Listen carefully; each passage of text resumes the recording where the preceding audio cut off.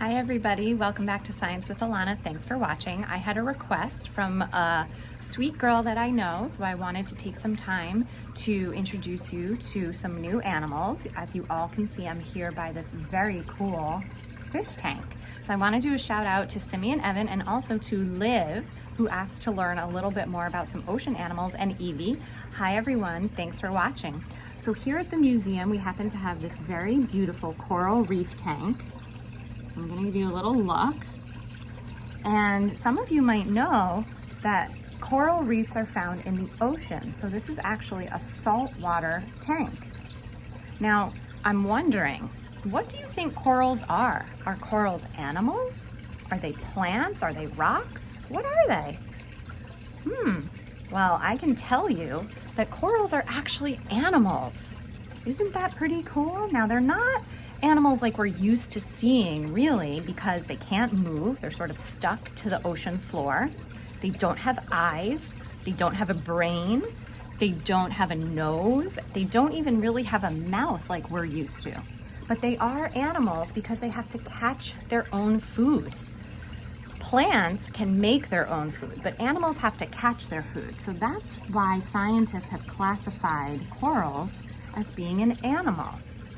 Now, corals have a hard sort of skeleton, and then they have something kind of soft and fleshy on the outside, and that's where the actual coral lives. And a coral is usually made up of thousands and thousands of little individual coral polyps that sort of stick together to make a big coral. Now, corals like to eat little pieces of dead animals, little pieces of algae, little tiny one-cellular organisms like zooplankton that live in the ocean. Now you can probably see that there's some other animals swimming around and moving in here. See this little guy here? Some of you might recognize this fish from a movie called Finding Nemo. So that's actually a clownfish. See that orange and white little fish? Here comes another fish over here. And in the back, you might see these long antennae sticking out with another fish too. That's a cleaner shrimp who eats a variety of things, including bacteria and waste.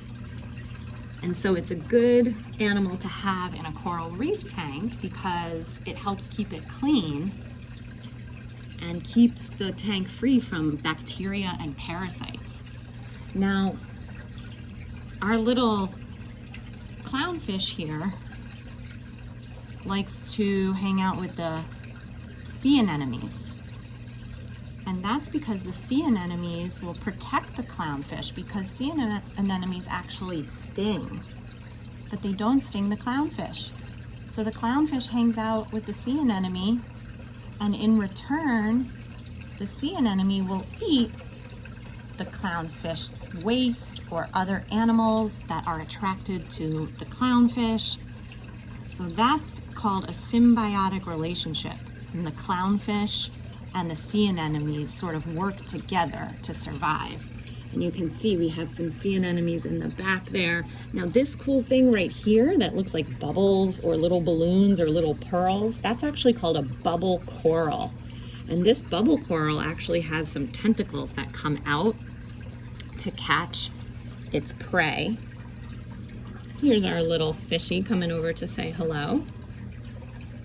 So the coral reef is a super cool habitat because so many different animals make their home here, and they sort of all have a job or a role and work together to get food and to protect themselves. And they are some of the ocean's most beautiful but also kind of strange animals too. Like this is an animal. This coral is an animal.